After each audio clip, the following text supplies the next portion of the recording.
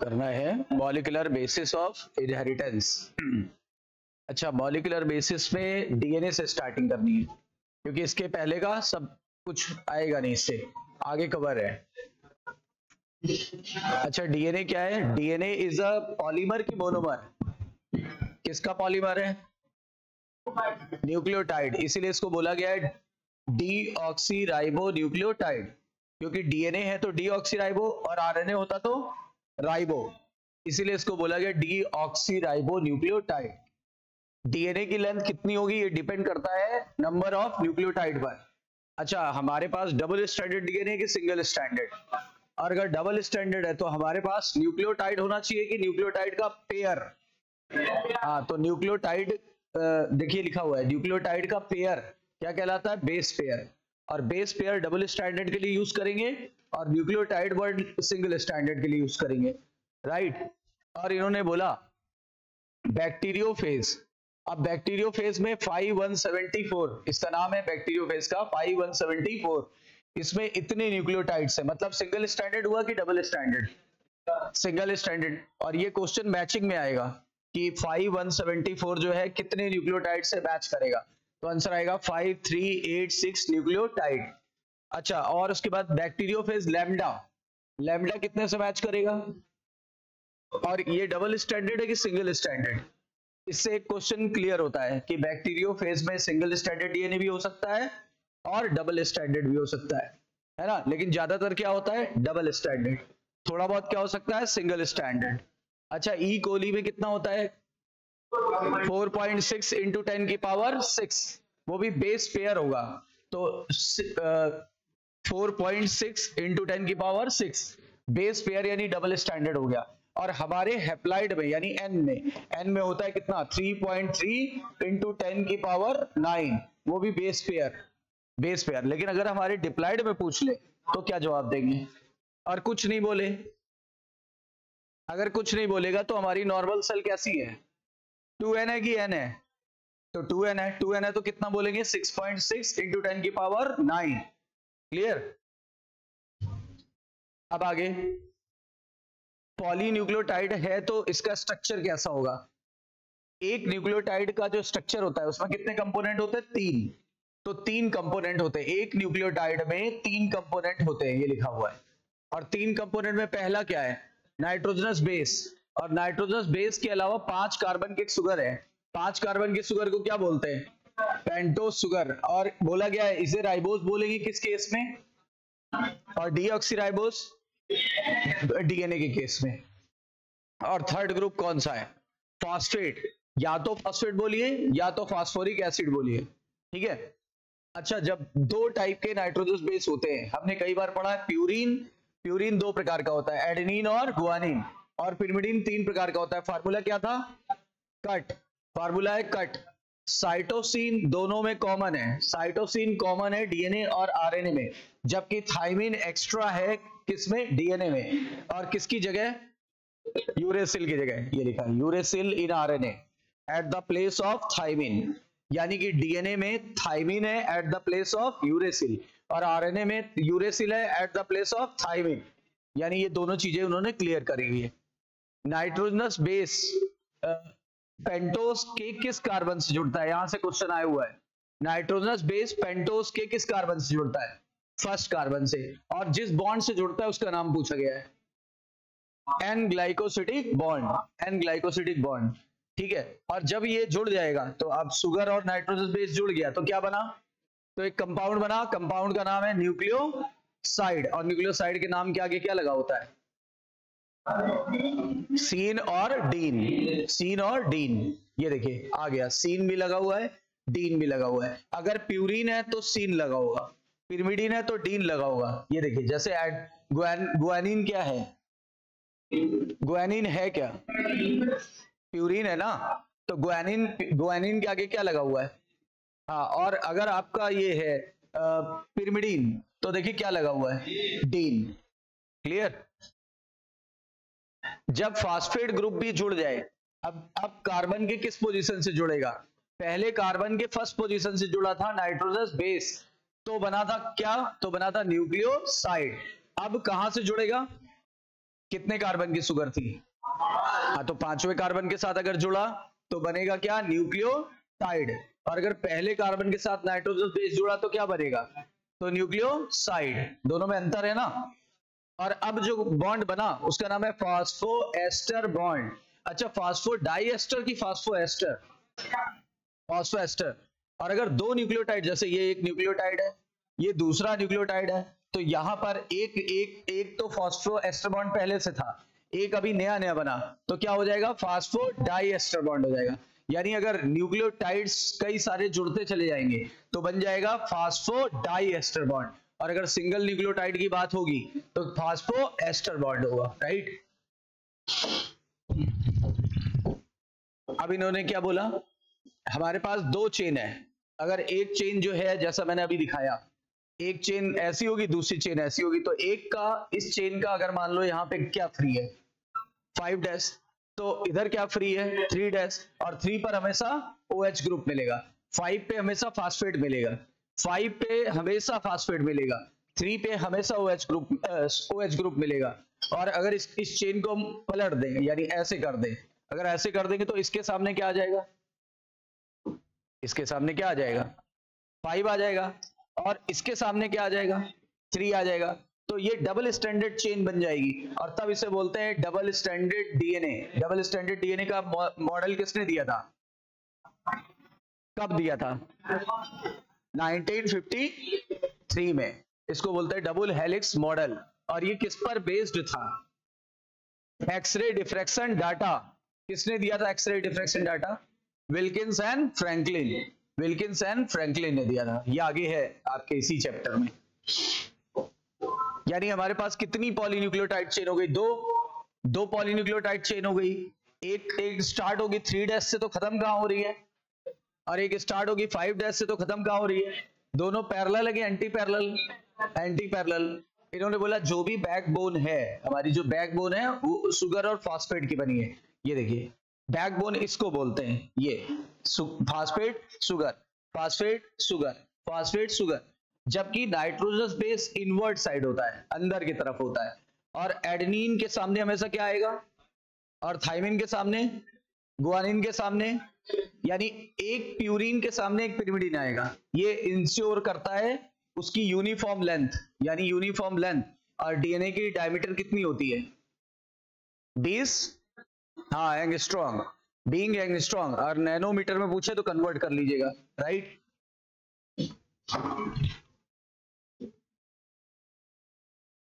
अब इन्होंने क्या बोला? ये देखिए जो लाइन अभी मैंने बोली, नाइट्रोजनस बेस शुगर के तरफ होगा और किस तरफ प्रोजेक्टेड होता है? बैकबोन, बैकबोन यानी इनवर्ड। और आरएनए में जो न्यूक्लियोटाइड होता है उसमें OH ग्रुप होता है। यानी ये क्या बोलना चाह रहे हैं? ये ऐसे बोलना चाह रहे हैं, ये इधर क्या है? नाइट्रोजनस बेस, इधर क्या है? फास्फेट ग्रुप, इधर फास्फेट बैठा हुआ है, ठीक है। यहां सेकंड पोजीशन पे क्या बैठा हुआ है? OH। अगर OH बैठा हुआ है तो राइबोस, और अगर O हटा दें केवल H बच जाए तो इसे क्या बोलेंगे? डीऑक्सीराइबोस। तो यानी किस पोजीशन पे? फर्स्ट की सेकंड पोजीशन पे। तो यही बात इन्होंने लिखी है कि आरएनए में हर एक न्यूक्लियोटाइड में केवल OH ग्रुप होता है, OH ग्रुप होता है, एडिशनल OH ग्रुप होता है। और किस पोजीशन पे? सेकंड पोजीशन पे। आरएनए में यूरेसिल भी होता है, ठीक है। और किसकी जगह पर? थाइमिन की जगह। और आपको पहले भी पढ़ा होगा, और अभी कुछ दिन पहले भी हम लोग ने पढ़ा था बायोमोलिक्यूल में, कि थाइमिन और यूरेसिल का क्या रिलेशन है। अगर थाइमिन बनाना है तो यूरेसिल के 5th पोजीशन पे क्या ला दें? Methyl group. इसीलिए लिखा हुआ है क्या? 5 methylated uracil is equal to thymine. यानी थाइमिन बराबर क्या? लिखा हुआ है another chemical name of thymine, यानी थाइमिन का दूसरा नाम है। अच्छा, डीएनए एसिडिक है कि बेसिक? क्यों? नाम ही में छुपा हुआ है।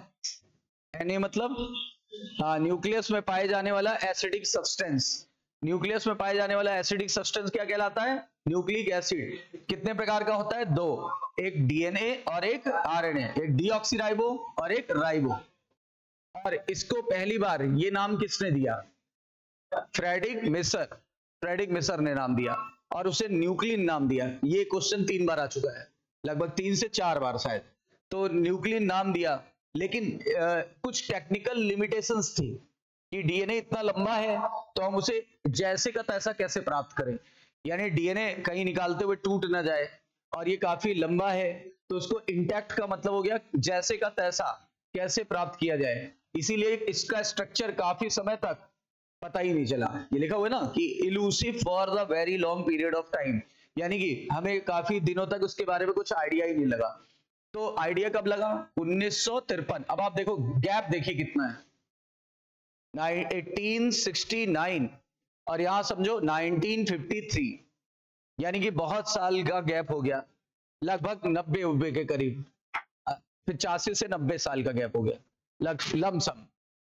अब देखो 53 साल तो यही हो गए, और करीब ये हो गए कुछ, है ना, 30 साल ये हो गए, तो ये 85 से लगभग 90 साल के करीब गैप रह गया। James Watson and Francis Crick, इन्होंने एक्सरे डिफ्रैक्शन, यही बात मैं अभी पूछ रहा था कि इन्होंने कौन सा डाटा दिया? X-ray diffraction data. और इसी एक्सरे डिफ्रैक्शन डाटा का प्रयोग करके विल्किंस और फ्रैंकलिन ने क्या किया? Very simple but very famous model, कौन सा दिया?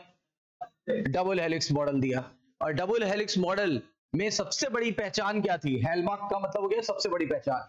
सबसे बड़ी पहचान थी बेस पेयरिंग, क्योंकि बेस पेयरिंग अगर नहीं होती तो कभी पॉलीन्यूक्लियोटाइड चेन एग्जिस्ट नहीं कर पाता।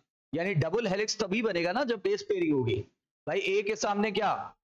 टी, और सी के सामने क्या? जी, तभी तो बेस पेयरिंग होगी, तभी तो डबल हेलिक्स मॉडल बनेगा।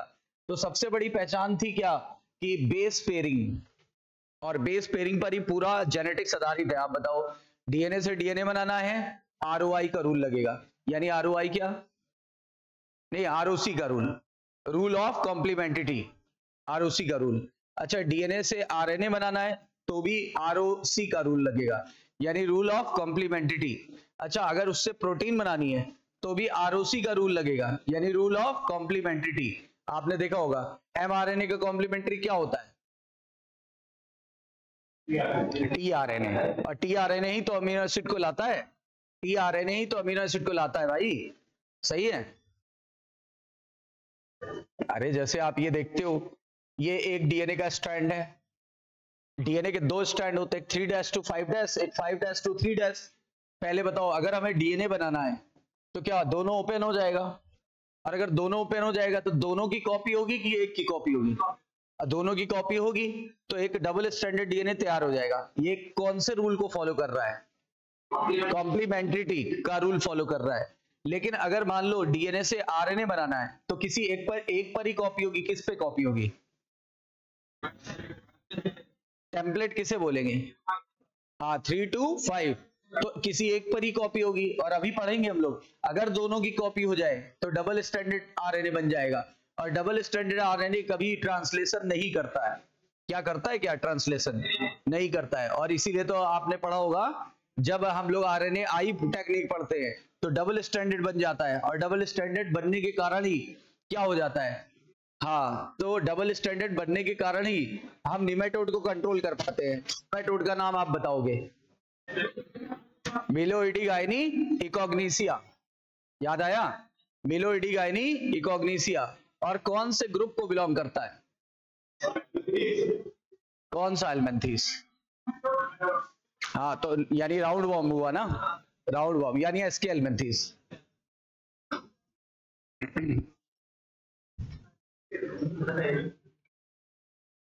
अच्छा, फिर इन्होंने बोला कि एक और व्यक्ति थे जिनसे ये इन्फ्लुएंस हुए थे। एक तो विल्किंस और फ्रैंकलिन थे, और एक कौन था? एक था एरविन चरगाफ। एरविन चरगाफ ने डबल हेलिक्स डीएनए के लिए ही कुछ रूल दिए थे। डबल हेलिक्स के लिए कि सिंगल हेलिक्स के लिए? क्या रूल दिया था? कि एडेनिन की संख्या किसके बराबर होनी चाहिए? थाइमिन। और गुआनिन की संख्या, और दोनों का बेस रेशियो कैसा होना चाहिए? Constant and equals to 1। Constant and equal to 1, देखिए लिखा भी है। बेस रेशियो किसको बोल रहे हैं? A+T और G+C are the constant and equals to 1। ये बहुत बार इस पे क्वेश्चन पूछा गया है। और जैसे एक क्वेश्चन मैं आपको बता दूं, अगर थाइमिन 23% है तो हमें गुआनिन जानना है, साइटोसिन जानना है और एडेनिन जानना है। कैसे क्वेश्चन होगा?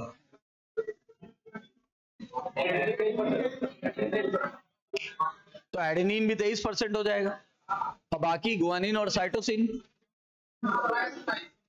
भाई गुआनिन और साइटोसिन को आप ऐसे मान लो, देखो इधर देखो, जितना थाइमिन है उतना ही एडेनिन होगा, यानी 23 प्लस 23 यानी 46, 46 प्लस 2x बराबर 100%। क्यों, जब बात परसेंटेज की होती तो 100 ले लेते हैं, तो 2x बराबर क्या हो जाएगा, 100 माइनस 46, तो 2x बराबर क्या आ जाएगा, हाँ 54, तो x बराबर 27 ये आ जाएगा, यानी साइटोसिन और गुआनिन 27% है। आया हुआ क्वेश्चन है।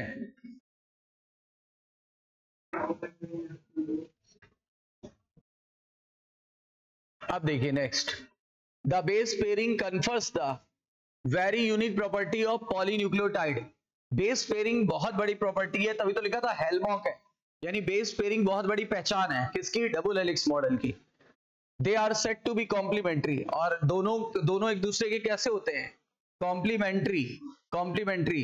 और इसका मतलब एक बेस का अगर आपको सीक्वेंस पता है तो दूसरे बेस का सीक्वेंस अपने आप पता चल जाएगा। अच्छा बताओ जरा, जैसे यहाँ 5 डैश है तो सामने 3 डैश, ए के सामने टी के सामने सी के सामने, और यहाँ अगर 5 डैश है तो 3 डैश, तो एक का सीक्वेंस पता है तो दोनों का सीक्वेंस अपने आप पता चल जाएगा।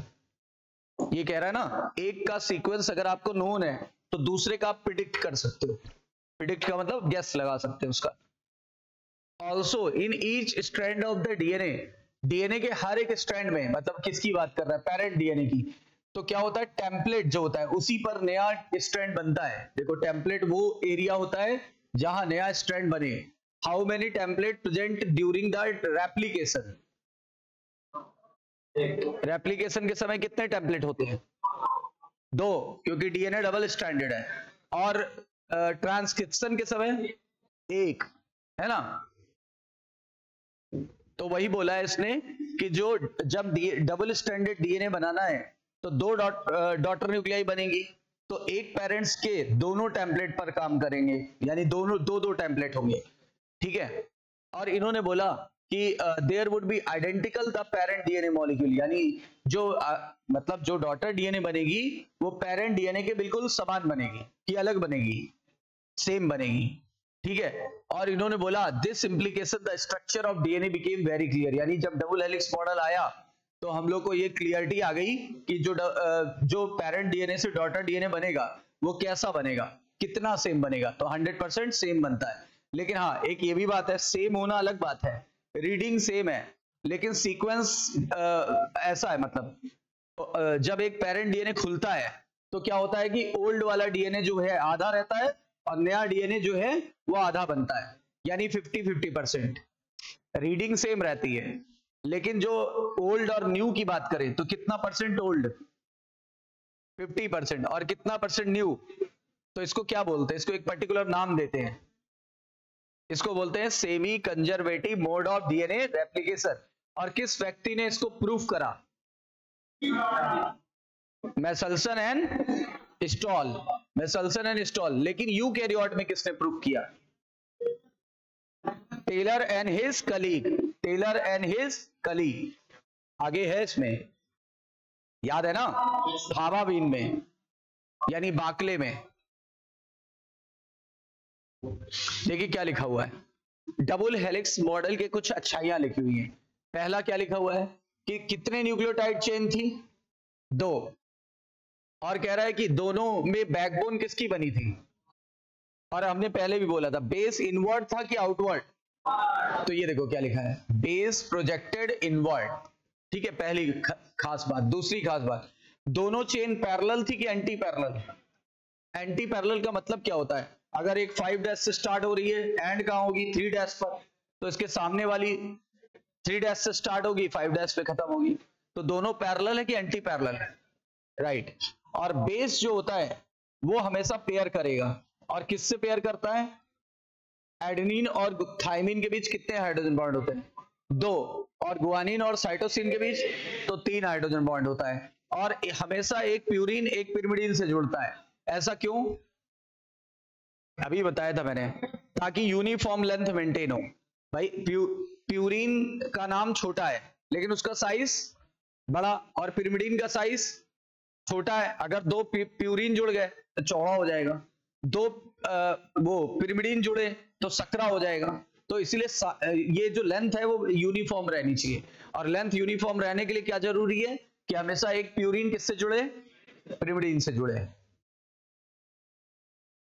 तो ये लिखा हुआ है एडेनिन हमेशा 2 हाइड्रोजन बॉन्डिंग बनाएगा थाइमिन के साथ। एंड अपोजिट स्ट्रैंड का मतलब हो गया वाइस वर्सा, का मतलब हो गया थाइमिन उसके साथ बनाएगा। भाई एडेनिन अगर थाइमिन के साथ बना रहा है तो थाइमिन एडेनिन के साथ बनाएगा। क्लियर? अब इन्होंने क्या बोला, इसी तरह से गुआनिन किसके साथ बनाएगा? साइटोसिन। कितने हाइड्रोजन बॉन्ड बनाएंगे?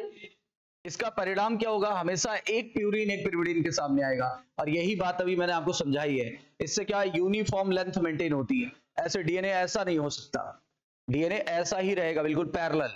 ठीक है, माना कि डबल हेलिक्स है लेकिन ऐसा रहेगा। डीएनए कभी ऐसे चौड़ा नहीं हो सकता, सकरा नहीं हो सकता। उसके बीच की जो लेंथ है वो कैसी रहती? यूनिफॉर्म। और कितना डायमीटर मेंटेन होगा? 20 एंगस्ट्रॉम। अच्छा, डीएनए में कॉइलिंग कैसी होती है? जैसे ये डीएनए है, अब डीएनए में कॉइलिंग कैसी होगी? राइट हैंडेड कि लेफ्ट हैंडेड? यानी ऐसे राइट हैंडेड कॉइलिंग होती है। और एक डीएनए के जैसे यहां से यहां तक 360 डिग्री अगर मान लो कंप्लीट होता है, तो अगर 360 डिग्री कंप्लीट होता है तो इसको बोलते हैं एक पिच। एक पिच बोलते हैं, एक पिच। और एक पिच में कितने ये बेस पेयर होते हैं? 10। तो एक पिच में 10 बेस पेयर होते हैं। तो आप बताओ एक जो बेस है उसके बीच का टर्निंग एंगल कितने आया? 36 डिग्री। टर्निंग एंगल कितने डिग्री का आया? 36 डिग्री। और दो बेस पेयर के बीच की दूरी कितनी होती है? देखो टोटल की दूरी है 3.4 नैनोमीटर। 3.4 नैनोमीटर। अगर एंगस्ट्रॉन्ग में याद रख रहे हैं तो एंगस्ट्रॉन्ग में याद रखिए, क्योंकि कंफ्यूजन हो जाएगा एग्जाम में।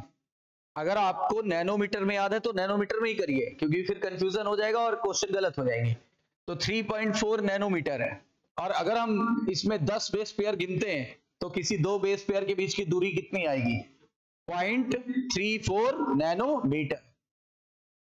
और कह रहा है 1 नैनोमीटर कितना होता है? मतलब एक नैनोमीटर का मतलब होता है 1 अरबवां भाग। ठीक है ना, 1 अरबवां भाग, या दैट इज 10 की पावर -9। और अगर एंगस्ट्रॉन्ग में होता तो 10 की पावर -10 हो जाती है ना। और ये क्या भी रहा है, कितने बेस पेयर होंगे? अच्छा, ऐसा क्यों बोला कि रफली 10 बेस पेयर? क्योंकि डीएनए भी तो फिक्स नहीं है ना। डीएनए भी सी डीएनए अलग होता है, डी डीएनए अलग होता है, ठीक है ना, ए डीएनए अलग होता है, जेड डीएनए अलग होता है। हम बात कर रहे हैं बी डीएनए की। इंसान के पास कौन सा डीएनए है? B DNA. बी डीएनए में लगभग कितने बेस पेयर होते हैं? 10 बेस पेयर होते हैं। और ये डबल हेलिक्स मॉडल का स्ट्रक्चर दिया हुआ है। ये पॉइंट मैं बता चुका हूं कि दो बेस पेयर के बीच की दूरी ऐसे निकलेगी। अच्छा, ये पॉइंट भी बड़ा इंपॉर्टेंट है। Plane of one base pair, मतलब एक बेस पेयर और दूसरा बेस पेयर जो है वो डबल हेलिक्स में एक दूसरे के ऊपर रहता है। ऐसे जैसे एक सीढ़ी चढ़ी है, दूसरी सीढ़ी चढ़ी है, तीसरी चढ़ी है, चौथी, ऐसे आ जाती है। तो वैसे ही plane of one base pair एक दूसरे पर टिका होता है, और इसको टिकने के लिए हाइड्रोजन बॉन्ड जो है एक्स्ट्रा स्टेबिलिटी दे देते हैं। तो एक्स्ट्रा स्टेबिलिटी कौन दे रहा है? Hydrogen bond. ये भी क्वेश्चन आया हुआ है।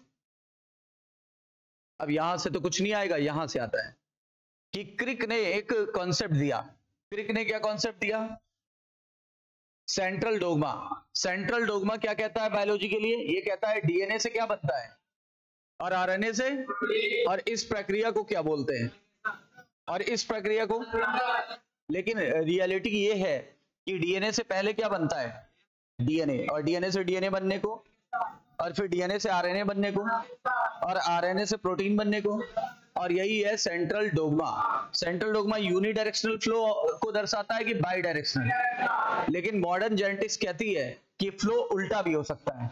इससे ये भी बन सकता है, इसको बोलते हैं रिवर्स ट्रांसक्रिप्शन, यानी mRNA से DNA बन सकता है। mRNA से DNA बनने को क्या बोलते हैं, और ये किस व्यक्ति ने खोजा था? नहीं, रिवर्स ट्रांसक्रिप्शन खोजा था टैमिन और बाल्टीमर। टैमिन और बाल्टीमर, इसी फिनोमिना को बोलते हैं टैमिनिज्म। ये स्पेलिंग है।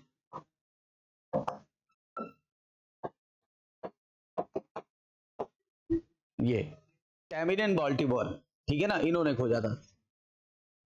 और ये यहां दिया भी है, नाम नहीं दिया है पर ये दिया हुआ है। ये कुछ वायरस में, ठीक है, जैसे Rouse sarcoma virus, RAUS, Rouse sarcoma virus में इंफॉर्मेशन किस दिशा में चली जाती है? हाँ, रिवर्स का मतलब क्या हुआ? mRNA से क्या बन जाएगा? DNA, और mRNA से DNA बन जाने को क्या बोलते हैं? हाँ, रिवर्स ट्रांसक्रिप्शन। और पूछा भी है mRNA से या RNA से DNA बन जाने को क्या बोलते हैं? तो रिवर्स ट्रांसक्रिप्शन प्रोसेस का नाम पूछा है। और ऐसा किस वायरस में होता है? ऑल वायरस कि सम वायरस? और उस वायरस का मैंने अभी नाम लिया, Rouse, RAUS, Rouse sarcoma virus, cancer फैलाता है। अच्छा, फिर पैकेजिंग ऑफ DNA, हमारा DNA कितना बड़ा है? आप ऐसे आइडिया लो कि हमारे पास 6.6 × 10⁹ बेस पेयर्स हैं हमारे डिप्लॉइड में, और एक बेस पेयर के बीच की दूरी है 0.34 नैनोमीटर। इसको अगर हम मीटर में बदल दें तो × 10⁻⁹ आ जाएगी। अब ये देखो प्लस में है और ये माइनस में गया, और इसको अगर इससे मल्टीप्लाई करें तो एक मोटा 7 को 3 से गुणा करें तो कितना आएगा? 21। यानी इसका आंसर आपका आएगा एग्जैक्टली इतना, 2.24 मीटर। तो हमारे डीएनए की लंबाई कितनी है? हमारे 46 क्रोमोसोम को अगर जोड़ लिया जाए तो इतनी लंबाई है, 2.24 मीटर, ठीक है, जो कि हमारे न्यूक्लियस का डायमीटर जो अगर आप देखोगे तो 10⁻⁻6 मीटर है। अब आप सोचो, न्यूक्लियस है 10⁻⁻6 और हमारा डीएनए मीटर में, ये माइनस में है और वो मीटर में है, यानी कि न्यूक्लियस के साइज से कहीं बड़ा है। तो इसीलिए नॉर्मली डीएनए ऐसे तो नहीं रह सकता, तो इसीलिए उसको क्या करना पड़ेगा? पैक। और बिना पैक किए हम डीएनए कभी रह ही नहीं सकता, ठीक है। अब पैकेजिंग कैसे होगी वो देखते हैं। डीएनए को इस पे लपेट दिया जाता है, ये देखिए लिपटा हुआ है चारों तरफ, जैसे बॉल के चारों तरफ ऐसे लपेट दिया गया। इस बॉल का नाम है हिस्टोन ऑक्टामर। बॉल का क्या नाम है? और ये बॉल 8 यूनिट की बनी होती है, H2A, H2B, H3, H4, ठीक है ना, H2A, H2B, H3, H4। अभी कहीं पे क्वेश्चन आया हुआ था कि अगर मान लो कि एक वो डीएनए है और उसमें जो 200 शायद हिस्टोन, 200 ऐसे कुछ था, 200 अगर H1 है, नहीं कुछ था क्वेश्चन, मतलब उसमें इसका यूनिट का नाम पूछ लिया था, मतलब कितने नंबर होंगे, तो डबल करेंगे ना, डबल करना पड़ेगा। तो देखिए क्या लिखा हुआ है, H1 हिस्टोन कितने होंगे उतने ही, इसको डबल नहीं करना, क्योंकि ऑक्टामर के फॉर्म में ये होता है, ये नहीं होता, ठीक है। क्या H1 हिस्टोन ऑक्टामर का पार्ट है? नहीं है, क्लियर। और कितने बेस पेयर इसके चारों तरफ लिपटे होते हैं? 200 बेस पेयर होते हैं। और ये क्वेश्चन अभी आपसे पूछेगा नीचे कि how many nucleosomes are present in our DNA. अब हमारे डीएनए का ये कैसे निकलेगा? देखो हमारे का ऐसे निकलेगा, 6.6 × 10⁻⁹ अपॉन 200। तो ये अगर ये हम 100 कर लें तो ऊपर जाके -2 हो जाएगा, ठीक है, -2 हो जाएगा। और ये 2 को हम इससे कैंसिल कर दें तो 3.3 हो जाएगा। तो यानी कितना हो गया? 3.3 × 10⁻⁷। इतने न्यूक्लियोसोम हमारे पास होंगे। आया हुआ क्वेश्चन है, नीट पे आया हुआ क्वेश्चन है, लाइनों में पूछा गया ये क्वेश्चन, ठीक है। देखिए क्या पूछा है, ये जो बातें मैंने बताई एक बार पढ़ देते हैं। Distance between the 2 consecutive base pair, ठीक है, वो कितनी है? मतलब 2 बेस पेयर के बीच की दूरी कितनी है? 0.34 नैनोमीटर। अगर हम लेंथ को देखें डीएनए की, तो हमारे पास टिपिकल सेल में जो लेंथ है वो कितनी आएगी? यानी इतने टोटल बेस पेयर है, गुणा कर लेंगे इसके साथ, तो ये आ जाएगा अप्रोक्सीमेटली 2.2 और मैंने दो डेसिमल तक निकाला था तो मेरा आया था 2.24 मीटर। अगर मैं एक डेसिमल तक जाऊं तो 2.242 मीटर आएगा और ये लेंथ काफी बड़ी है। मैंने अभी क्या बताया था आपसे, कितनी बड़ी थी, 10 की पावर -6 मीटर से काफी बड़ी है। देखो वही लाइन आ गई और इसीलिए हमें इसे पैक करना पड़ेगा। और पैक करने के लिए क्या करना पड़ेगा, पहले तो एक क्वेश्चन बीच में पूछ लिया, 1.36 मिलीमीटर है अगर ई कोली की डीएनए की लेंथ, तो उसमें कितने बेस पेयर्स होंगे, निकाल लेंगे, है ना, निकल जाएगा। इन प्रोकैरियोट्स सच ई कोली, बोलता है प्रोकैरियोट्स में, ई कोली में डिफाइंड न्यूक्लियस नहीं होता।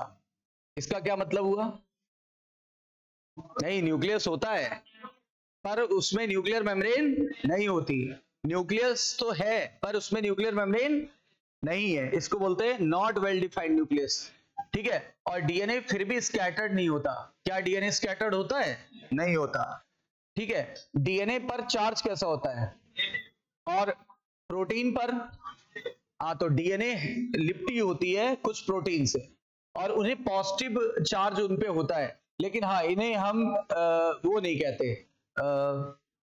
हिस्टोन, इन्हें हिस्टोन नहीं कहा जाता है, ठीक है। और जो स्ट्रक्चर तैयार हुआ रिजल्टेंट, उसे क्या बोलेंगे, यानी न्यूक्लियस को न्यूक्लियाइड कहते हैं कहां पे, प्रोकैरियोट्स में कि यूकैरियोट्स में, हाँ तो प्रोकैरियोट्स में।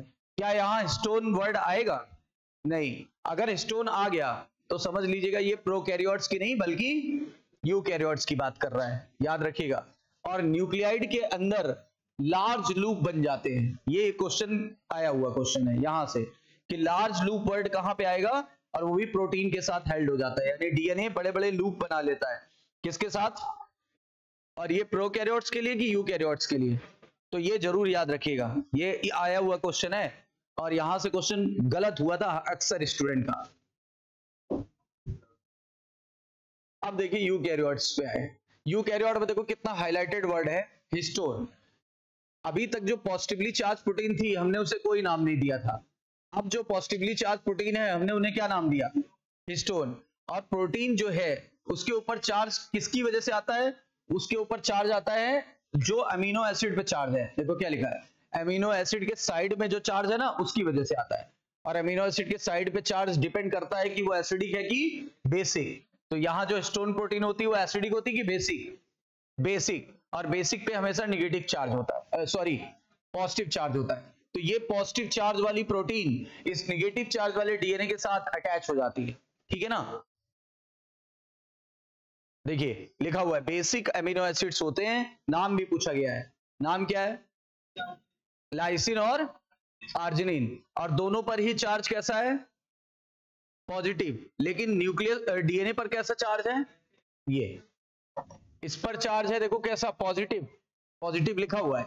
और हमारे डीएनए पर कैसा चार्ज है, अब आप सोचो, एक पे पॉजिटिव चार्ज है एक पे निगेटिव चार्ज है, दोनों अट्रैक्ट करेंगे या रिपेल करेंगे, अट्रैक्ट करेंगे। और जो रिजल्टेंट स्ट्रक्चर बनेगा उसका नाम क्या है, न्यूक्लियोसोम। और अभी अभी आप लोगों ने बताया कि 200 बेस पेयर जो है वो लिपट के न्यूक्लियोसोम बनाते हैं, ठीक है। और ये जो न्यूक्लियोसोम है ये बार बार रिपीट करेगा न्यूक्लियस के अंदर और बनाएगा एक लूज स्ट्रक्चर, लूज स्ट्रक्चर का नाम। और क्रोमैटिन को ही आगे चल के क्या बुलाते हैं, क्या बुलाते हैं आगे चल के, हाँ कब, जब सेल डिवाइड होगी तब।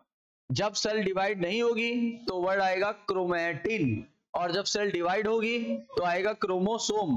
अच्छा कंडेंसेशन कहां स्टार्ट होता है, प्रोफेज में, और खत्म कहां होता है, मेटाफेज के स्टार्ट होते हैं इससे पहले खत्म हो जाता है। इसीलिए क्रोमोसोम की बेस्ट स्टडी कहां कर सकते हैं, हाँ मेटाफेज में। क्रोमोसोम का जो स्ट्रक्चर है या morphology it is best studied under metaphase, right.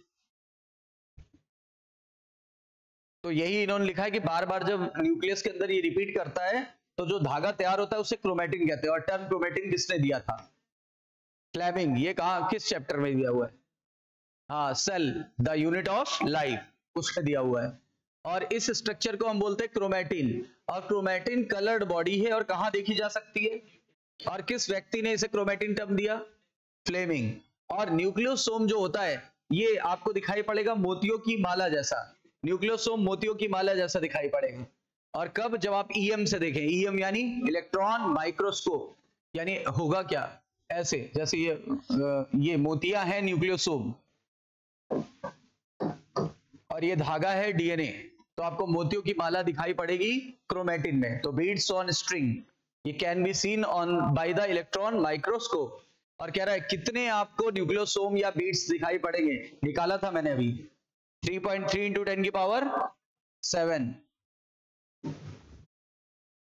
अच्छा, beads on string in chromatin, pack हो जाता है क्या क्रोमेटिन फाइबर के रूप में, और क्वाइल्ड हो जाता है और कंडेंस हो जाता है। और अभी मैंने यहीं से शब्द पूछा था कि कंडेंसेशन कहां होता है, मेटाफेज में। तो देखो क्या लिखा है, कंडेंस एट मेटाफेजिक स्टेज, और सेल डिवीजन के समय ही क्रोमोसोम दिखेगा। जब सेल डिवाइड नहीं होती तो क्रोमोसोम नहीं दिखता, क्या दिखेगा? क्रोमेटिन। लेकिन जब सेल डिवाइड होने लगती है तो क्या दिखाई पड़ता है? Chromosome. The packaging of chromosome at higher level required additional protein, यानी कि जब क्रोमोसोम को पैक किया जाता है तो और भी कुछ एडिशनल प्रोटीन की जरूरत पड़ती है, उन्हें एनएचसी कहते हैं। एनएचसी का मतलब हाँ, non histone chromosomal protein complex, non histone chromosomal protein complex, तो ये होती है। अच्छा, और जब ज्यादा कंडेंस हो जाता है तो इसे क्या बोलते हैं? हेट्रोक्रोमेटिन। जब कम कंडेंस होता है तो उसे क्या बोलते हैं? यूक्रोमेटिन। तो देखो लिखा है क्रोमेटिन दो प्रकार का होता है, अगर लूज रह गया यानी कम पैक हुआ तो क्या बोलेंगे? हाँ, और लाइट कलर का दिखाई पड़ेगा। और ये फंक्शनल होता है, ये बहुत फंक्शनल है। देखो क्या लिखा है, यूक्रोमेटिन ट्रांसक्रिप्शनली एक्टिव यानी फंक्शनल है, ठीक है, जबकि हेट्रोक्रोमेटिन ट्रांसक्रिप्शनली इनएक्टिव यानी नॉन फंक्शनल है। तो कौन सा फंक्शनल है, कौन सा नॉन फंक्शनल है? हाँ, तो ये क्वेश्चन भी आया हुआ है। अच्छा, अभी अभी हम लोग ने पढ़ा था कि फ्रेडरिक मिक्सचर ने 1869 में क्या नाम दिया? न्यूक्लिक एसिड, न्यूक्लिन नाम दिया था न्यूक्लिक एसिड को। और इन्होंने बोला लगभग उसी समय मेंडल ने भी काम किया था। आप बताओ, 1865 में मेंडल का काम कंप्लीट हुआ था और 1869 में नाम दिया गया। तब से लेकर के 1926 तक हमें डीएनए की बारे में कोई भी जानकारी नहीं प्राप्त हुई। यानी डीएनए की पहली बार जानकारी या की इच्छा कब मन में आई? 1926। क्वेस्ट का मतलब होता है इच्छा उत्पन्न होना, मन में इच्छा आना, यानी क्वेस्ट। 1926 में क्वेस्ट जनरेट हुई, क्या कि हमारा जेनेटिक मटेरियल किस चीज का बना है। प्रीवियस डिस्कवरी जो पहले थी जॉर्ज मेंडल ने, वॉल्टर कैनन ने, वॉल्टर सटन ने और टीएच मॉर्गन ने, इन लोगों ने सारे जो रिसर्च किए थे, इन सब से ये पता चला था कि क्रोमोसोम जो होता है वो लोकेटेड होते हैं न्यूक्लियस में, in most of the cell, यानी ज्यादातर सेल में। तो but what the question is molecular level, लेकिन वो क्रोमोसोम किस मटेरियल का बना था ये हमें नहीं पता था। पहली बार एफर्ट किया किसने? ग्रिफिथ ने। और कब किया? 2 साल बाद, 1926 में क्वेस्ट जनरेट हुई थी, 1928 में पहली बार इन्होंने क्वेस्ट को आगे बढ़ाया। अच्छा, किया क्या था डायरेक्टली बता दूं। न्यूमोनिया के 2 स्ट्रेन होते हैं, एक होता है आर स्ट्रेन और एक होता है एस स्ट्रेन। एस मतलब स्मूथ कॉलोनी, यानी पॉलीसेक्राइड कोट बनेगी, और पॉलीसेक्राइड कोट के कारण ही म्यूकस की उसमें चमकदार लाइनिंग होती है, जबकि जिसमें पॉलीसेक्राइड कोट नहीं बनती उसमें म्यूकस की लाइनिंग नहीं होती। अगर म्यूकस की लाइनिंग नहीं होगी तो चमकदार लाइनिंग नहीं दिखेगी, बल्कि वो रफ कॉलोनी नजर आएगी। तो कौन सी स्मूथ कॉलोनी थी, कौन सी रफ कॉलोनी है? अगर हमने माइस को इंजेक्ट कर दिया एस वाली को, तो आपको पता है पॉलीसेक्राइड कोट वायरुलेंट होती है, यानी माइस मर जाएगा। तो माइस को मारता कौन है? कौन नहीं मार पाता है, ठीक है। तो इन्होंने ये किया। अब इन्होंने क्या किया, एस वाले को हीट किल किया, यानी एस वाले को हीट किल किया और माइस में इंजेक्ट कर दिया, तो माइस क्या रहा? लाइव। अब इन्होंने क्या किया, एस वाले को हीट किल करके आर वाला लाइव लिया, तो यहां से जो डीएनए था वो इसमें चला गया। अब वो कैसे गया? Bye transforming principle. अब ट्रांसफॉर्मिंग प्रिंसिपल का मतलब ही होता है एक बैक्टीरिया से दूसरे बैक्टीरिया में कोई चीज चले जाना, और वहां पे ट्रांसफॉर्मिंग प्रिंसिपल काम कर गया। इस वजह से अब आप बताओ, ये आर स्ट्रेन किस में बदल गया? एस स्ट्रेन में। और अब माइस मरेगा कि नहीं मरेगा? मर गया। लेकिन इससे इस बात की पुष्टि नहीं हुई कि देखिए कह रहा है ना, इन्होंने कंक्लूजन निकाला कि आर बदल गया। आर किस में बदला? एस में। ठीक है, हीट किल्ड एस ने उसे बदल दिया, लेकिन यहां सिद्धांत लगा ट्रांसफॉर्मिंग प्रिंसिपल जो कि हीट किल्ड एस से आया था, ठीक है, उसी ने इसको इनेबल कर दिया कि स्मूथ पॉलीसेक्राइड कोड बना ले, और इसी वजह से ये वायरुलेंट यानी कि खतरनाक हो गया। और इससे पता चलता है कि शायद ऐसा जेनेटिक मटेरियल की वजह से हुआ होगा। अब लेकिन ये बात कहां पता हुई कि डीएनए की वजह से ही हुआ, या आरएनए की वजह से ही हुआ, या प्रोटीन की वजह से हुआ, ये बात कंफर्म नहीं हो पाई थी। देखिए लास्ट लाइन पढ़िए, क्या बायोकेमिकल नेचर पता लगा? नहीं लगा। अब एक साइंटिस्ट है एवरी मैक्लियोड मैककार्टी, उन्होंने 11 सालों तक एक्सपेरिमेंट किया, 1933 से लेकर 1944 तक, और इन्होंने जो एक्सपेरिमेंट किया उससे उन्होंने ये प्रूफ कर दिया कि जो चूहा मरा था, अब चूहा मरा था तो उसके पोस्टमार्टम में क्या पाया गया? चूहा कहां से पाए? जो चूहा मरा था उसके अंदर एस स्ट्रेन पाए गए, लाइव एस, जबकि लाइव एस आया कहां से? आर की वजह से आया। तो इन्होंने उसी के अंदर इनको डाउट था कि प्रोटीन होना चाहिए, इनको डाउट था protein is a genetic material. क्यों? आज की डेट पे भी आप खुद बताओ, डीएनए से क्या बनता है और आरएनए से क्या बनता है, और प्रोटीन ही फाइनली डिसाइड करती है हर चीज को। तो पहले भी लोगों को भ्रम था तो गलत नहीं था, ठीक है ना, क्योंकि पहले हम उतनी पीछे तक नहीं सोच पाते थे, ठीक है। तो प्रोटीन, डीएनए और आरएनए में काफी कंफ्यूजन था, तो इन्होंने हीट किल्ड एस स्ट्रेन को देखा और देखा कि उसी ने ट्रांसफॉर्म किया किसको? आर को। किसमें? एस में। इन्होंने पता लगाया कि जो कौन सा ऐसा मटेरियल है जिसको पचाने के बाद क्या ट्रांसफॉर्मेशन नहीं होता। पहले इन्होंने डीएनए को उसको पचाया, आरएनए को, आरएनए एज लेकर के, फिर भी देखा ट्रांसफॉर्मेशन हुआ। फिर उन्होंने प्रोटीन को पचाया प्रोटीएज की मदद से, फिर भी देखा ट्रांसफॉर्मेशन हुआ। जैसे ही उन्होंने डीएनए एज लिया और फिर देखा कि ट्रांसफॉर्मेशन हुआ कि नहीं हुआ, तो देखा नहीं हुआ, और नहीं हुआ इसका मतलब ट्रांसफॉर्मेशन कर कौन रहा था? डीएनए की आरएनए? तो डीएनए कर रहा था। फिर से सुनिए क्या बोला मैंने, डाउट था 3 चीजों पर कि डीएनए इज जेनेटिक मटेरियल की, आरएनए इज जेनेटिक मटेरियल की, प्रोटीन। अब इन्होंने प्रोटीन को पचाया प्रोटीएज की मदद से, और फिर चेक किया कि क्या आर एस में बदल रहा है, तो बदला। इसका मतलब कि प्रोटीन वो मटेरियल नहीं था जिसने क्या किया? ट्रांसफॉर्मेशन को कंट्रोल किया।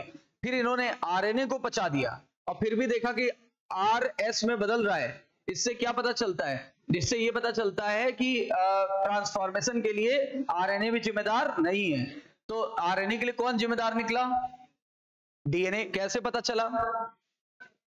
इन्होंने डीएनए एज नाम का एंजाइम प्रयोग किया, और जैसे ही डीएनए एज का प्रयोग किया देखा कि डीएनए के पच जाने से ट्रांसफॉर्मेशन नहीं हो रहा है, और जब ट्रांसफॉर्मेशन नहीं हो रहा है तो इसका मतलब ट्रांसफॉर्मेशन के लिए जिम्मेदार ओरिजिनल सब्सटेंस क्या था?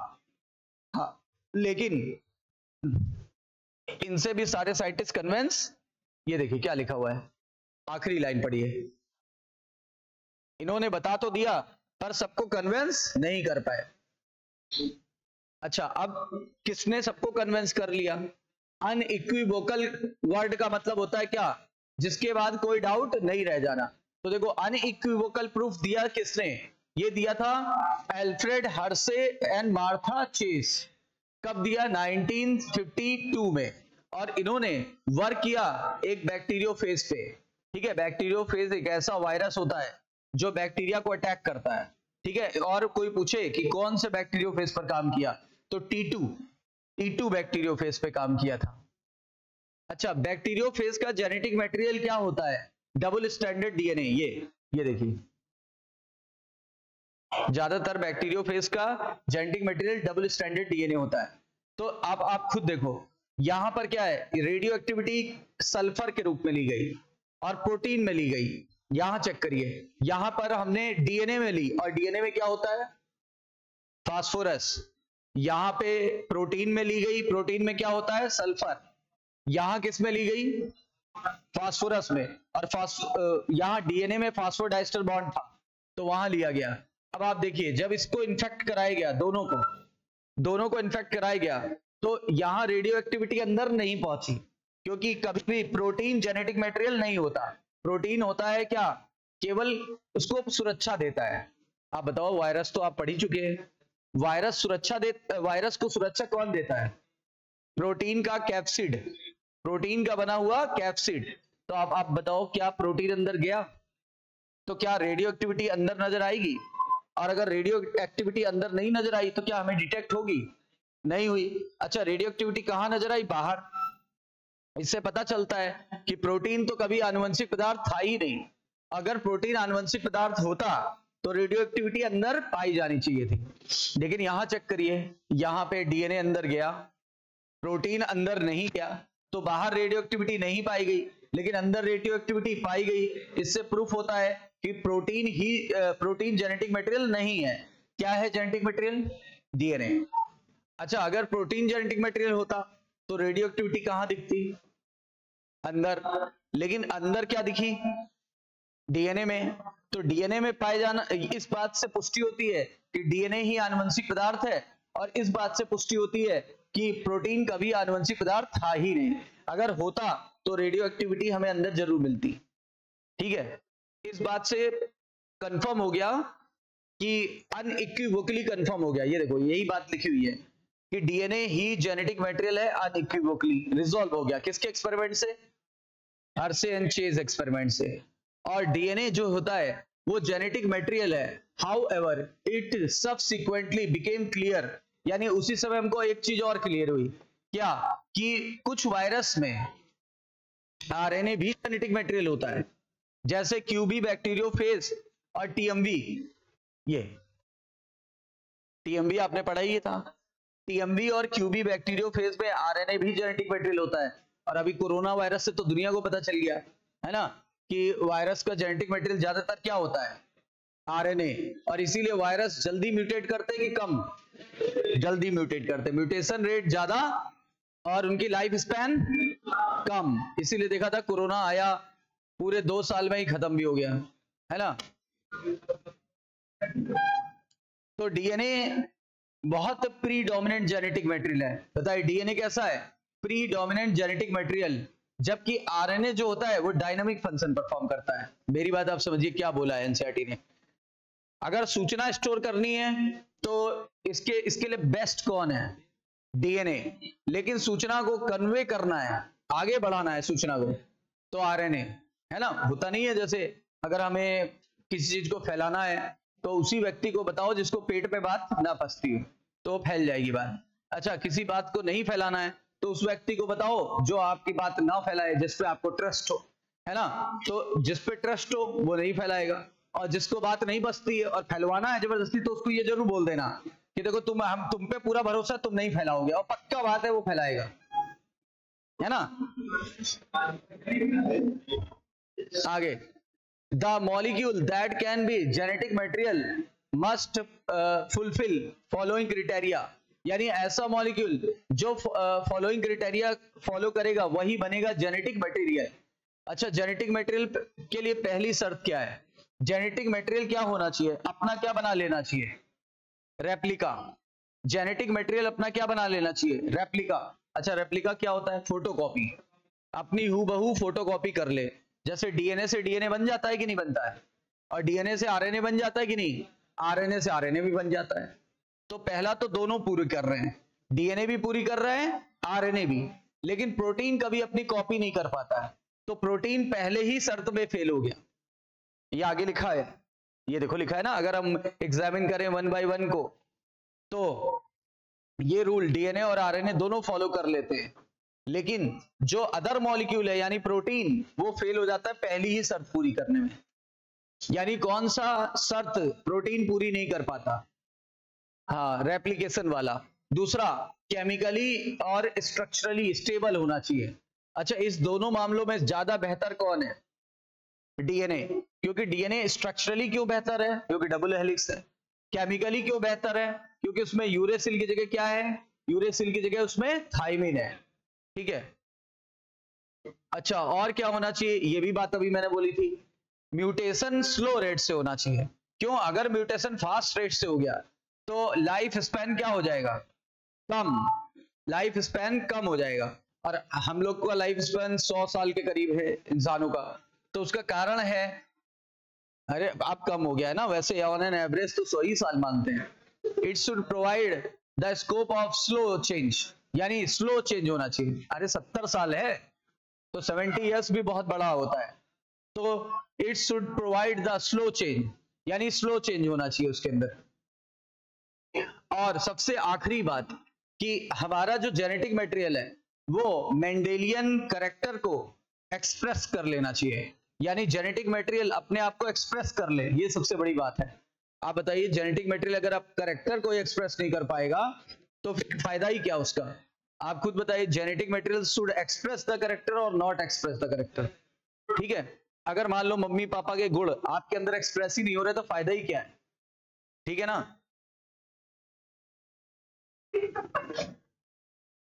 कह रहा है अगर हम एग्जामिन करें 1 बाय 1 तो डीएनए आरएनए तो ज्यादा नियम फॉलो कर रहे हैं, लेकिन प्रोटीन फेल हो जाता है। जेनेटिक मटेरियल कैसा होना चाहिए? स्टेबल क्या अनस्टेबल? स्टेबल होना चाहिए।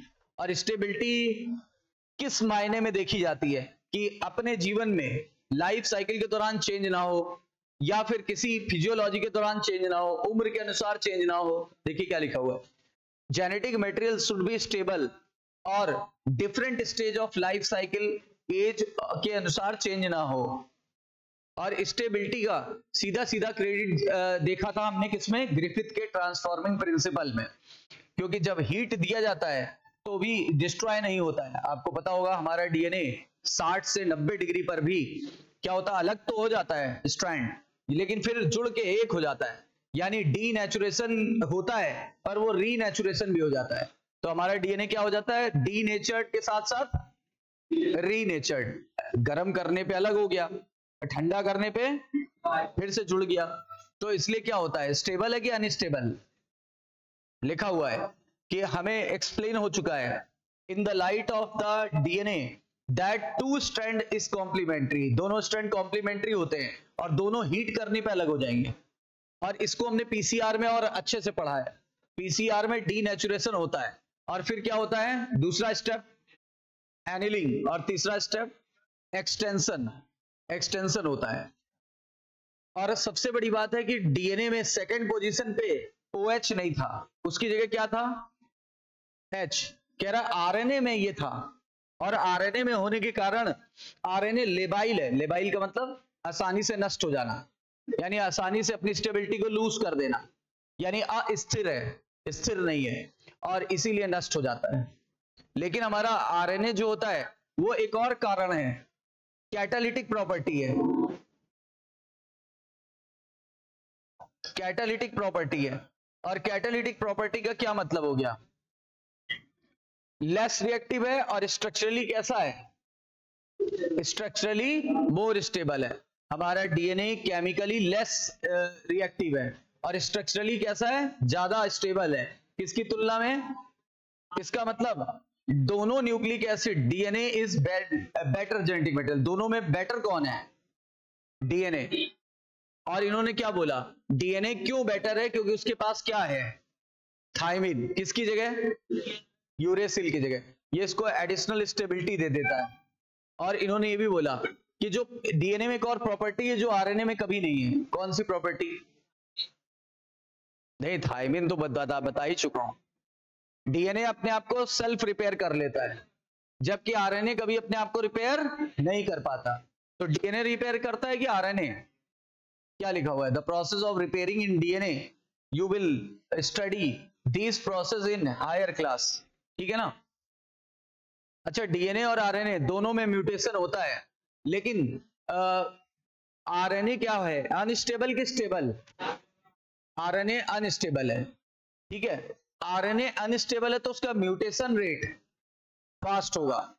कह रहा है इसी कारण वायरस का जो जेनेटिक मटेरियल होता है आरएनए, उनका लाइफ स्पैन कम और उनका इवोल्यूशन रेट फास्ट। और यही तो कारण है, मैं अभी कोरोना की बात कर रहा था कि कोरोना वायरस 2 ही साल में क्यों चला गया? क्योंकि क्या होता है, 2 साल में उसका इतनी बार म्यूटेट हुआ और चेंज हो गया, और चेंज होते होते उसका वो वेरिएंट आ गया जो हम लोगों को नुकसान नहीं पहुंचा पाया, इसलिए चेंज हो गया। अब चेंज मतलब अब वो एक होता है ना विकराल रूप, तो विकराल रूप दिखा चुका वो, अब आ गया माइल्ड फॉर्म में, आ गया है माइल्ड फॉर्म में, आप ये समझो। ठीक है, आप किसी को अपने जीवन में कितनी बार गुस्से में देखोगे? जब वो बहुत कोई विशेष बात हो गई हो, हमेशा थोड़ा ना उसको गुस्से में देखोगे, है ना? तो इसका मतलब क्या होगा? अब शादी ब्याह हमको नहीं पता। आरएनए जो होता है can directly code for synthesis of protein. अच्छा, एक मामले में आरएनए अच्छा भी है, स्टेबिलिटी के मामले में कौन अच्छा है? लेकिन प्रोटीन को कोड के मामले में कौन अच्छा है? आरएनए। इसीलिए आरएनए आसानी से कैरेक्टर को एक्सप्रेस कर सकता है, लेकिन डीएनए को निर्भर रहना पड़ता है किस पर? आरएनए पर। क्या बनाने के लिए? प्रोटीन। इसका मतलब प्रोटीन बनाने के लिए जो स्टोरी है वो किसके इर्द गिर्द है? आरएनए। और ऊपर के डिस्कशन से यही पता लगता है कि डीएनए हो या आरएनए हो, दोनों जेनेटिक मटेरियल की तरह काम करेगा, दोनों जेनेटिक मटेरियल की तरह काम करेगा, लेकिन ज्यादा स्टेबल कौन है? तो डीएनए सूचना को रखने के लिए स्टेबल है, लेकिन सूचना को प्रसार कर मतलब सूचना को फैलाने के लिए सबसे बेस्ट कौन है? हाँ, तो सूचना को फैलाने के लिए सबसे बेस्ट है आरएनए। ये लिखा हुआ है, ट्रांसमिशन ऑफ जेनेटिक मटेरियल के लिए आरएनए इज बेटर। अच्छा, आप बताइए, जब पहली बार लाइफ बनी तो पहले क्या बना? पहले डीएनए बना कि आरएनए? कह रहा आगे बढ़ने से पहले हमें एक क्वेश्चन करना पड़ेगा कि पहला जेनेटिक मटेरियल क्या था। तो it should be discuss in detail in chapter chemical evolution. जो आप केमिकल इवोल्यूशन वाला चैप्टर पढ़ेंगे उसमें पता चल जाएगा कि जेनेटिक मटेरियल जो है वो ये नहीं है। जेनेटिक मटेरियल डीएनए पहला नहीं था, आरएनए पहला था। लिखा हुआ आरएनए पहला जेनेटिक मटेरियल है। और कह रहा है इसके बहुत सारे एविडेंस भी मिल गए कि लाइफ प्रोसेस इसके इसी के इर्द गिर्द घूम रही है। यानी आप खुद सोचो, अगर आपको एंजाइम बनाना है तो एंजाइम कैसे बनेगा?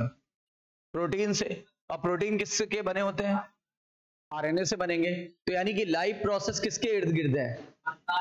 आरएनए के इर्द गिर्द है। लिखा हुआ है इवॉल्व्ड अराउंड द आरएनए। और आरएनए जो है वो जेनेटिक मटेरियल भी है और कैटलिस्ट भी है। क्यों? कौन सा कैटलिस्ट? राइबोजाइम।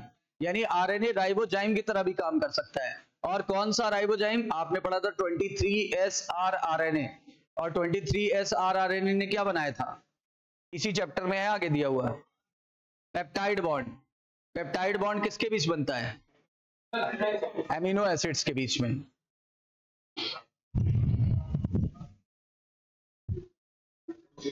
तो इन्होंने क्या बोला?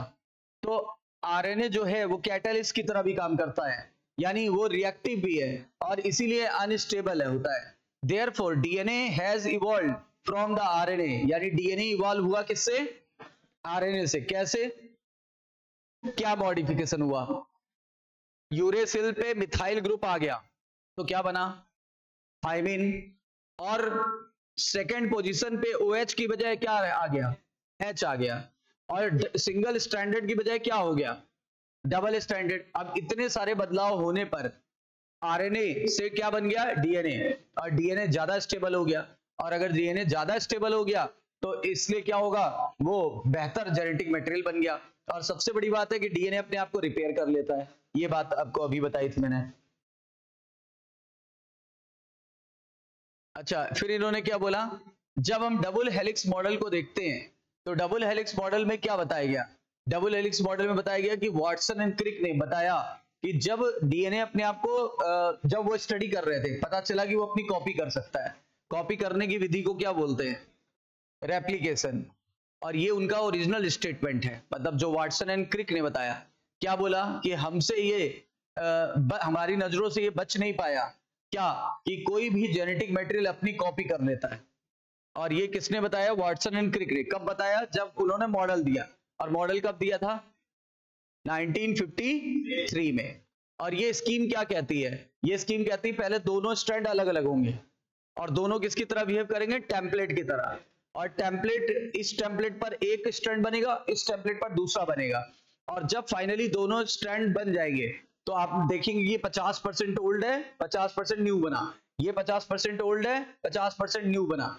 इसी घटना को क्या बोलते हैं? इसी घटना को बोलते हैं semi conservative mode of DNA replication. और इस पर सबसे पहले प्रूफ किसने दिया? मेसल्सन एंड स्टॉल। इन्होंने क्या किया? किस पर वर्क किया? प्रोकैरियोट पर कि यूकैरियोट पर? अभी बीच में मैंने आपसे पूछा भी था। जबकि यूकैरियोट्स पर किसने वर्क किया था? हाँ, Taylor et al. Taylor et al का मतलब होता है टेलर और उनके कलीग, और किस पर वर्क किया था? बिसिया फाबा, जो कि यूकैरियोट है कि प्रोकैरियोट, ठीक है।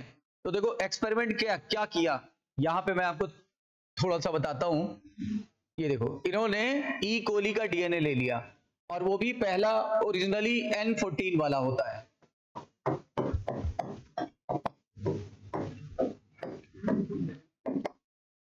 किसका डीएनए लिया? ई कोली का, एक 5' से 3', 3' से 5'। और आपको पता है ओरिजिनल नाइट्रोजन हमारे नेचर में कौन सी है? 14, यानी लाइट वाली की हैवी वाली?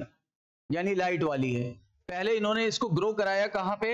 इस वाले सोल्यूशन में, NH4Cl, वो भी 15 वाला, यानी यहां नाइट्रोजन 15 वाली ले ली, हैवी नाइट्रोजन।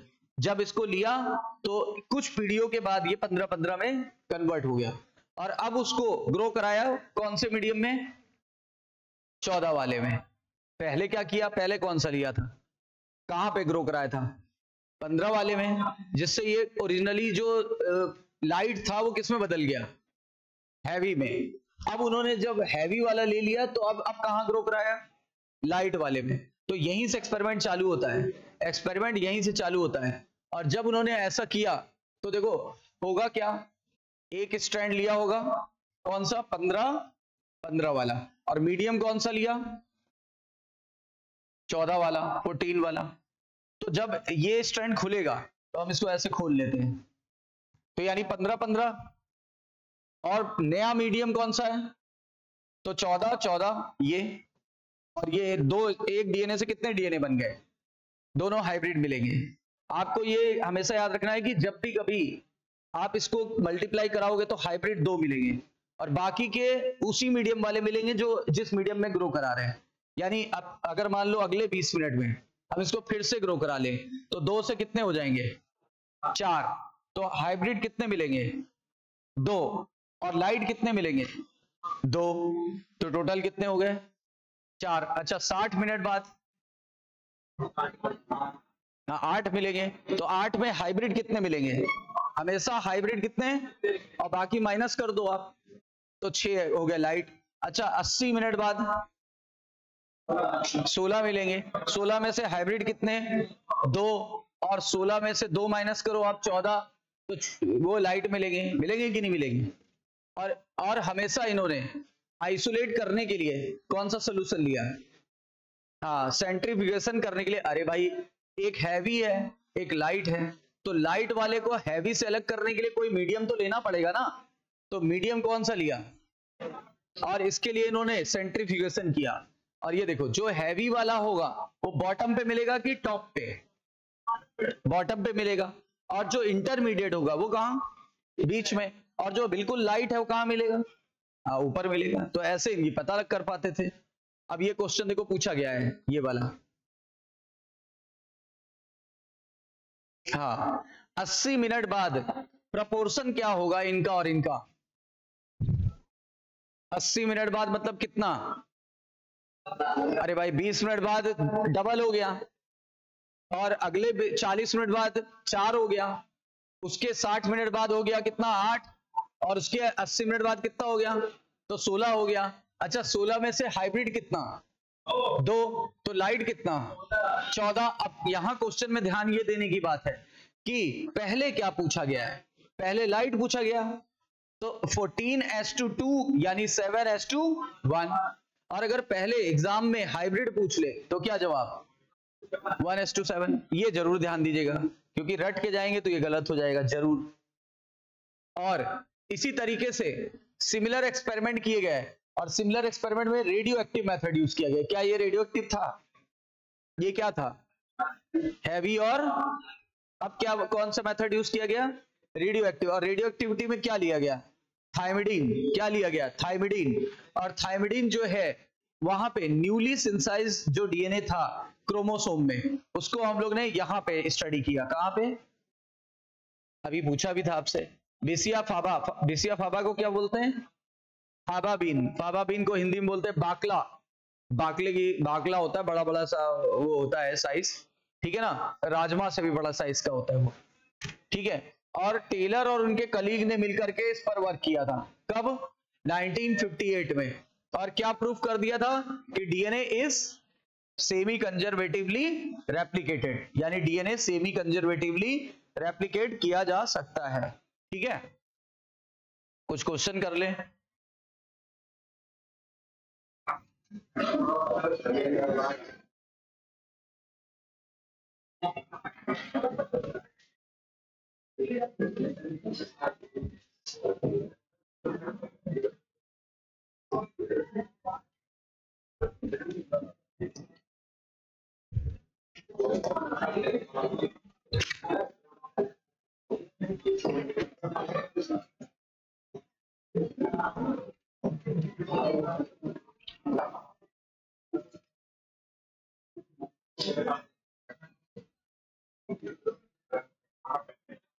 चलिए बताइए, सेमी कंजर्वेटिव डीएनए रेप्लिकेशन के लिए कौन सी बात सही है? Entire original DNA serve as template for the new DNA strand, या original DNA breaks apart into the fragments and each fragment serve as the template for the new DNA, या कौन सा सही होगा? हाँ, two original DNA strand separate, और उसके बाद हर एक जो है वो टेम्पलेट की तरह काम करेगा। अभी पढ़ा है एनसीईआरटी में ये एक्सपेरिमेंट्स यूजिंग N15 वाला किसने किया? पहला। ये कौन सा सही है? कौन सा पेयर सही है? करेक्ट पूछा है, कौन सा सही है? हाँ, तो सेकंड ऑप्शन सही है, 1958। Semi conservative mode of DNA replication पहली बार किस पर डेमो किया गया? हाँ, तो ई कोलाई पर। अच्छा, अगर बैक्टीरिया हम लोग ने ले लिया है 100% N15 बेस वाला और उसको रेप्लिकेट कराया 14 में, तो after 1 round of replication result would be, तो रिजल्ट क्या होगा एक राउंड कंप्लीट होने के बाद? भाई हाइब्रिड मिलेगा। अब हाइब्रिड मिलेगा मतलब क्या होगा? हाँ, 50% individual would be radio active, 50% radio active. एक मिनट, रेडियो एक्टिव लेकिन लिया कहाँ हमने?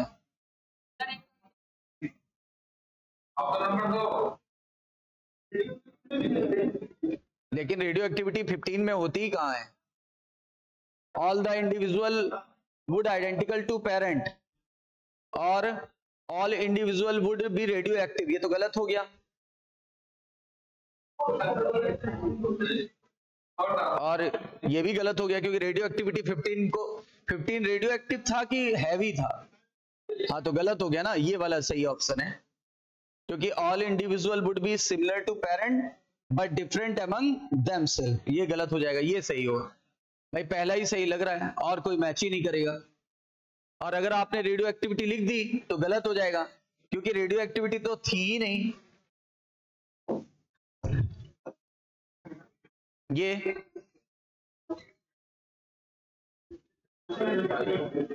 पहला सही है क्योंकि उन्होंने NH4Cl15 वाला केवल एक ही टाइम लिया था, केवल फर्स्ट जनरेशन में, अभी कराया है। और बेसेल्सन एंड स्टॉल जो एक्सपेरिमेंट किया गया, extracted from culture after second generation had hybrid density only, तो कह रहा है कि सेकंड जनरेशन के बाद जो है केवल हाइब्रिड मिला, गलत। फर्स्ट जनरेशन के बाद केवल हाइब्रिड मिलेगा, सेकंड जनरेशन के बाद नहीं, ये गलत। यानी स्टेटमेंट 1 इज करेक्ट और स्टेटमेंट 2 इज इनकरेक्ट। ये बताइए,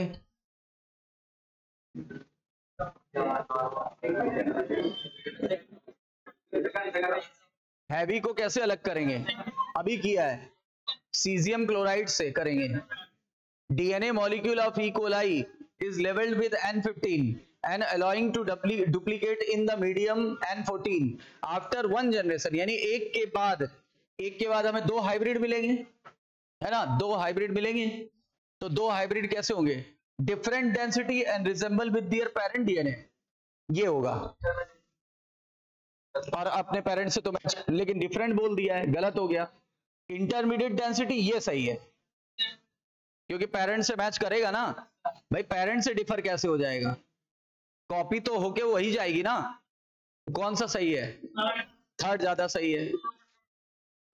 ये 60 मिनट बाद पूछा है, तो 60 का मतलब 20 मिनट बाद डबल, अगले 40 मिनट बाद कितने हो जाएंगे? 4, और अगले 60 मिनट बाद हो जाएंगे 8। 8 में से 2 कैसे? हाइब्रिड, तो 2 हाइब्रिड हो जाएंगे और 6 लाइट हो जाएंगे। ये वाला, ये भी क्वेश्चन अभी करा है हम लोगों ने।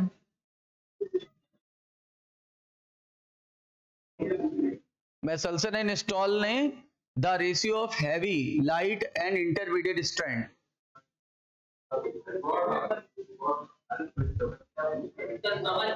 नहीं, लेकिन इसमें ये नहीं दिया कितने समय बाद।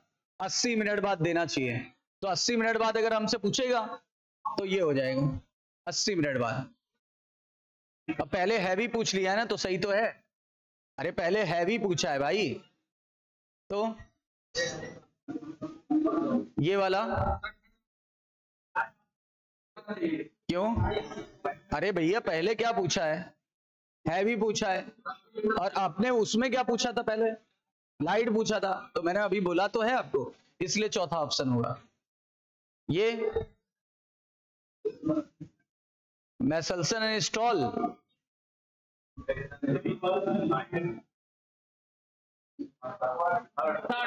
हाँ, तो सही सबसे बेस्ट ये होगा। क्यों? क्योंकि मेसल्सन एंड स्टॉल वाले में ईयर गलत दिया है, और ये भी ड्रोसोफिला था ही नहीं, ई कोली होना चाहिए। तो देख के समझ में आ रहा है कि ये थर्ड है, लेकिन किसी ने अगर मिस्टेक कर दी तो पहला, अगर जिसको ईयर नहीं याद है या मटेरियल नहीं याद है, ये बताइए।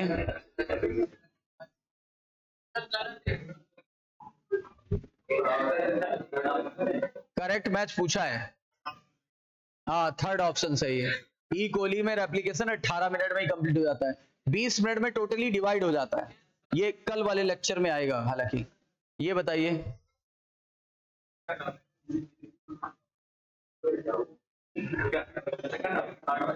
थर्ड सही है? नहीं, थर्ड भी गलत है।